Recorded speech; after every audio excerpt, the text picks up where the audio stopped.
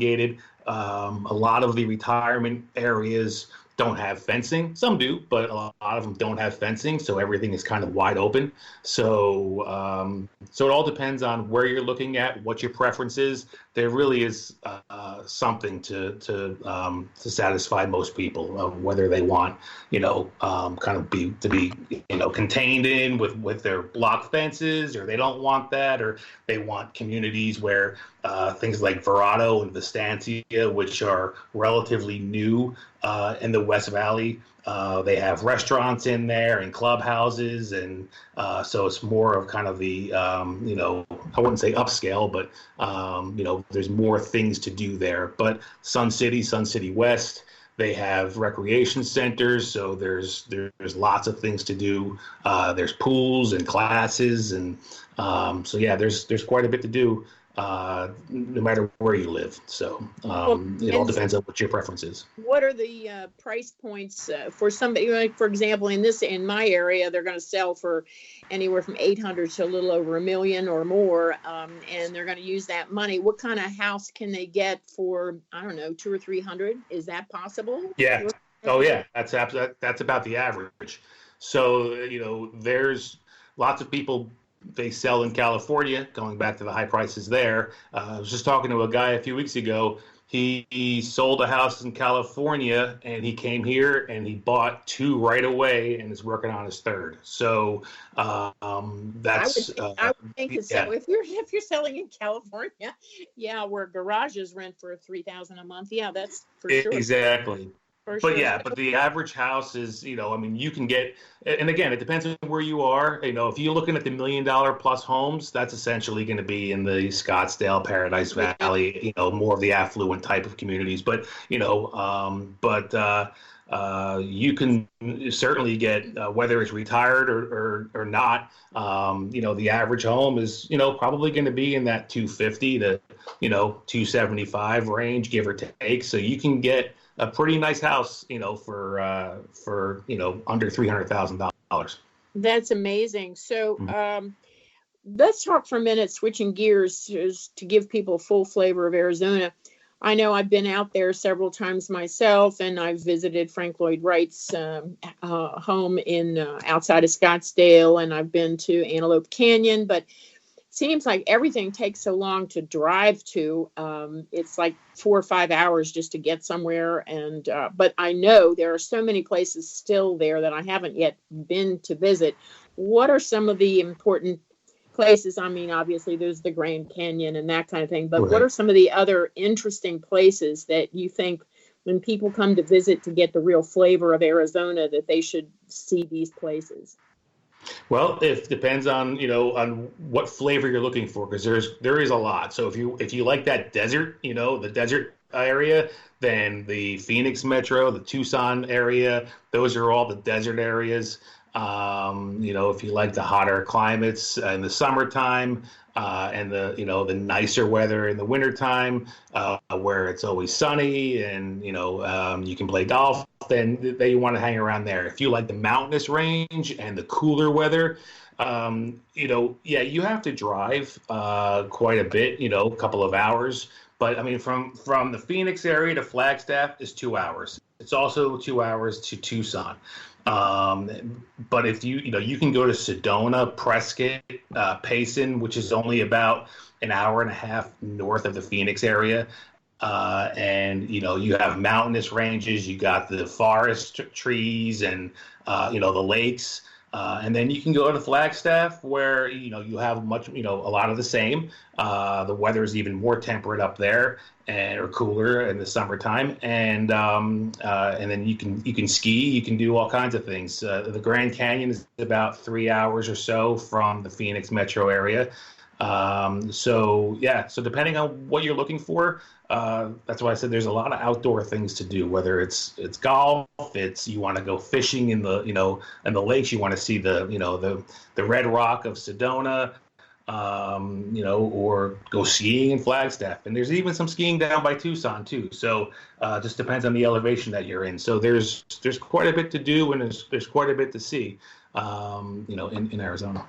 One thing I really liked about Arizona is that you can have your driver's license in one state, but you could own like a house down in the desert valley and then have a house up north. So if it gets too hot, you can go north, and then when it gets too cold and you don't want the snow, you go south, and you don't have to change. You have to have two different states to keep track of. And Arizona, to me, that, may sound silly, but to me that sounded like a nice way to go if you wanted to have two different climates, or just rent an Airbnb when the weather changes and you don't want to have to live there. You can close the house up and go elsewhere if you can afford to do that. But that's right. That's right. And there's people that do that too. So it gives you a lot of flexibility that you don't, it's like a lot of on the East Coast, they'll stay in Florida for the winter and then they'll go back up to their home in Maine or whatever, and or even in North Carolina, they'll do that. But then you have to maintain the state taxes and two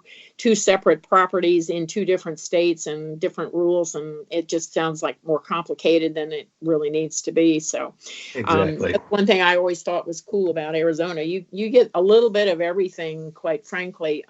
You do. And the closest airports, talk about getting there. Obviously, they can drive, but if they're flying in from like the East Coast, I know I fly into the Phoenix airport, but I'm sure there's other ones available. There are. So the largest one is Sky Harbor, which is in Phoenix. But Flagstaff has an international airport and Tucson has an international airport. So, they're on a smaller scale. And they're a little more expensive to fly into, but there's 3 international airports here, and so that way. But again, they're only 2 hours from each other in either direction. So it all depends on what area you want to see, and there's definitely options for you to fly into. But Phoenix is the biggest one, and there's also Mesa Gateway, which is a smaller airport right near the Phoenix airport, and they serve smaller communities in different states. So you'll fly from like Mesa to Peoria, Illinois, and rather than going from Phoenix to Chicago, you can kind of take some of the the smaller, lesser known airlines out of smaller airport and fly into some of those more of unknown cities rather than having to fly into a major hub somewhere. So there's also an airport like that serves many states around this country too. So what about, let's switch gears again, talk about shopping and restaurants and art museums and nightlife. And obviously there's going to be a lot of Mexican food. The restaurants really good. Is there a couple in particular that you think people really need to visit here when they eat here? They need to eat here rather than going to like a big box kind of place or a chain? Well, it depends on where you are, because on certain areas, there's, let's take Phoenix area, for example.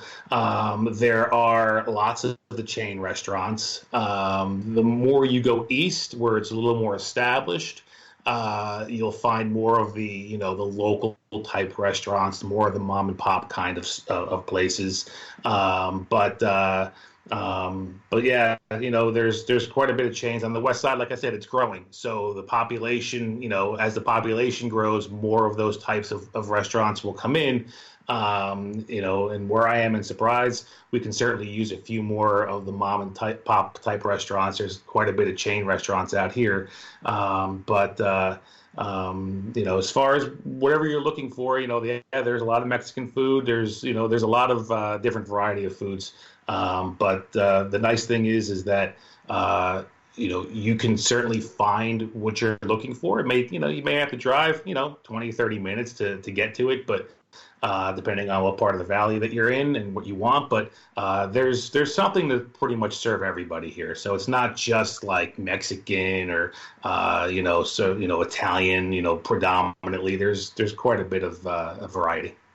Yeah, it was interesting. When I landed in Phoenix, I am a certified barbecue judge for the Memphis in May barbecue competition. And I sat next to a guy who is well known, and he has, without a doubt, some of the best barbecue I've ever tasted in downtown Phoenix. And he said, "Oh, sure, stop by next time you're there." So I did, and he just gave me a sample of everything on the menu. I couldn't finish it all, but it was so delicious. It was really, and I thought, "Oh, this is nice. It's not, the Mexican type. It's a variety of different ones." And I'm sure the more upscale restaurants are in the Scottsdale area, of course. So. Right, yeah. So as is the nightlife too. So Well, more yeah, of the for nightlife sure. is always going to be over there. Yeah, Everybody else over 55 goes to bed early, so pretty going to be able much. to Yeah. do much. But well, Scott, I really appreciate your joining me today. But if you would, the last few minutes of the show, could you let people know your website and your email address so that if they need to do like you did 13 years ago and look around in Arizona, they know how to reach you to get really great service and find all the best spots and make a decision about moving to Arizona? Sure. My website is www.scottschultzrealtor.com.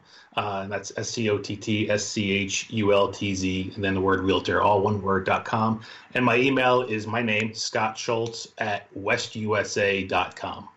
So West USA is your real estate company that you're West with? USA Realty is the brokerage that I work for. Yep, and again, we have offices all around the Phoenix Valley. So depending on it's not just on one side or the other.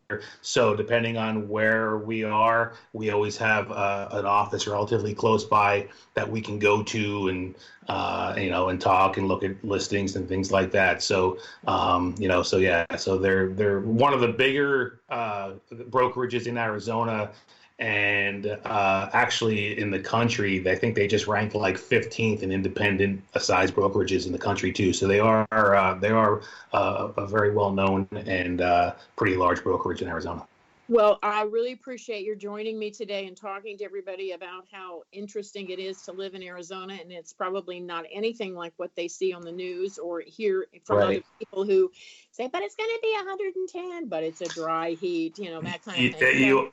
You always hear that, but it's like I said, it gets hot in the summer, but you do get used to it, and it's a totally different type of heat than it is with humidity involved. So, I would invite you to come on out, take a look, and see what you think. But real quick, there was an article posted. Maricopa County was #1 again for the third straight year in net migration coming in. So there was like 80,000 people that moved in here last year versus moved out. So you were talking about New York, people moving out. So Maricopa County ranked #1 again in people moving in versus people moving out. So there's a reason that's happening.